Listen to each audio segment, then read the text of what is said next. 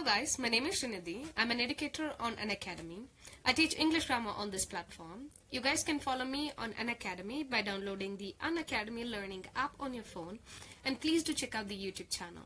So in this particular lesson, we're going to learn about clauses. So this is the last lesson under this course where we've been learning all about small topics in English grammar. So I hope this lesson helps you guys. Thank you so much.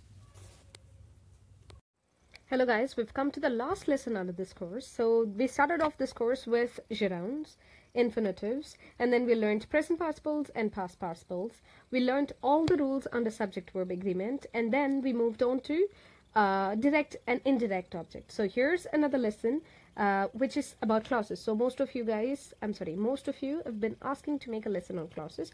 So I've picked up two main clauses. And we're going to do this lesson on the basis of that. Alright, so let's get started. So what's a clause? A clause is a group of words that has both a subject and a predicate. So it is usually a sentence. A group of words is nothing but a sentence. But that sentence or that group of words must contain a subject and predicate no matter what. If it does not contain a subject and predicate, it is not a clause. Okay? Next one. Every complete sentence contains at least one clause. Sometimes the sentences contain more than one clause. Okay. So the minimum is one clause. So every complete. So pay attention to the word complete. Complete sentence contains at least one clause. Alright. So now we know what a clause is. Now, independent or main clause and dependent or subordinate clause is what I've taken for this lesson. Alright. So I didn't want to get into details as relative clause, if clause and all. If clause I've already done in one of my lessons, please do go back and watch it if you have a doubt on that. So I'm going to give you a basic knowledge about clauses. Okay.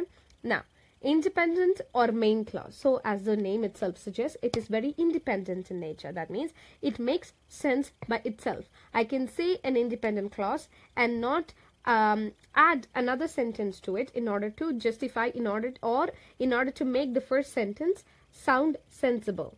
So the independent clause or the main clause can work on itself. So that means it can make sense by itself. For example, Vidya bought a computer. So Vidya bought a computer is an independent clause. So it has a subject, it has a predicate. So this is a clause, it is an independent clause. Okay. That means I don't have to say another sentence over here. So Vidya bought a computer works perfectly for an independent clause. Whereas look at the next sentence. Although she has an old one, Vidya bought a computer. So here we have two parts to a sentence. First part is although she has an old one. Next one is Vidya bought a computer. Out of these two parts, which part you think will work on its own? The second one, yes. So the second one will work on its own, because if I say Vidya bought a computer and just leave it at that, it makes sense. But if I say the first sentence, although she has an old one. So if I just say that, there is no context behind and there is no sentence supporting it. So this first part of the sentence is a subordinate clause or a dependent clause. Okay. It is called dependent because it is dependent on the other sentence. So it is a dependent clause. Okay. A sentence or a clause which cannot stand by itself and which needs another sentence in order to make sense is called a dependent or a subordinate clause. Whereas a sentence which can make sense all by itself is called a main clause or an independent clause. Alright. Now, a dependent clause or a subordinate clause doesn't make sense by itself. For example, although she has an old one. So that's what I explained. So if I just say, although she has an old one, please forget these. Although she has an old one, it does not make sense. I'll have to say something after it, right? So that's a dependent clause. Now, a dependent clause usually begins with a subordinating conjunction or a word that makes it dependent and will only make sense when attached to the independent clause. So we just saw an example for subordinating conjunction, that is although, in spite of.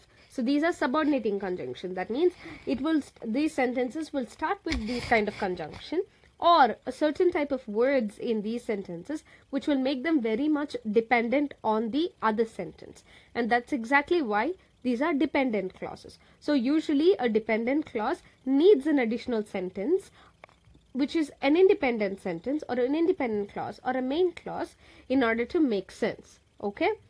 It can come before, after, or in the middle of an independent clause. So a dependent clause can be placed at any part of the sentence, not necessarily at the head or the body or the tail of the sentence. It can be either at the beginning, middle, or at the end. Okay? So now that we know what a clause is, what's a dependent clause, what's an independent clause, and where is the dependent clause placed, let's do an exercise in order to understand it better. So you guys can take it in the form of the test, or you can do it along with me. If you want to take it in the form of the test, please pause the video, do the test. The answers are in the following slide. All you have to do is tell if these are clauses. Yes, if they are clauses. Please tell me if it is a dependent clause or an independent clause. Alright? Now, first one. Every year, the nomads cross the desert in search of water. Not on search. I'm sorry, that's a typing error. In search of water. Okay? Every year, the nomads cross the desert in search of water. So this sentence can stand on its own. I don't have to add another sentence for this to make sense. So this is a main clause or an independent clause. In the first place, it is a clause because it contains a subject, which is a nomads, and it also contains the predicate part of the sentence. Alright? Now, next sentence. While we were listening to music. So yes, this one has a subject and predicate. Yes, this is a clause. But does this make sense when we just say this much? So while we were listening to music, and I keep quiet after that. No, people won't understand. So this is a subordinate clause or a dependent clause. Next one.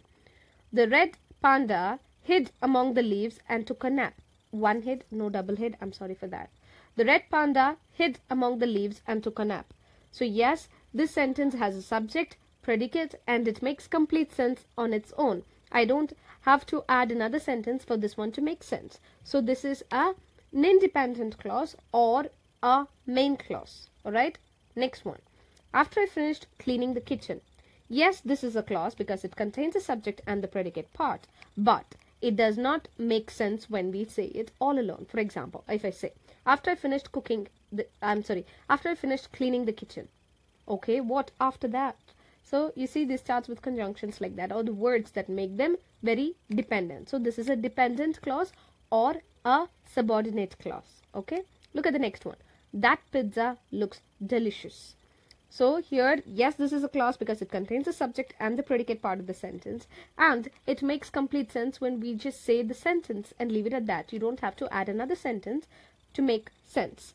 So if I say the pizza looks delicious, yes, it's correct. It's absolutely it makes complete sense. So this is an independent clause or a main clause. Okay, look at the next one. Under the bed or in the closet. So is this a clause? No, not at all, because there is no subject, there is no predicate. So the last sentence is not a clause. Alright, so I'll give you a gist of it again. I'm sorry, before I give you a recap of the lesson, I'll repeat the answers. Please pay attention. Every year, the nomads cross the desert in search of water. Independent clause or main clause. While we were listening to music. Dependent clause or subordinate clause. The red panda hid among the leaves and took a nap.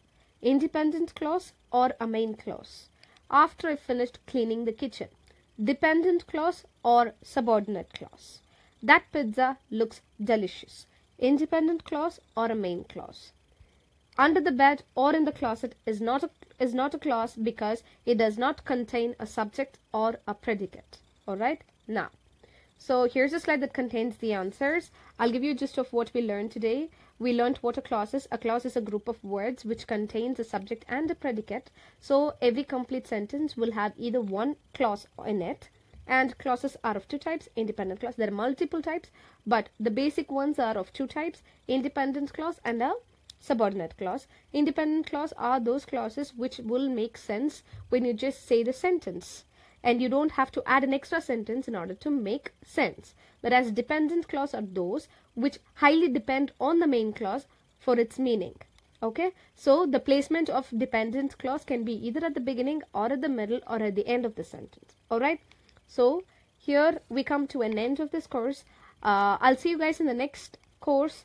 Mostly it'll be about Pride and Prejudice. The Pride and Prejudice, I hope a few of you have learnt. I'm sorry, a few of you have read that book. Let's look into it. All right. Bye bye.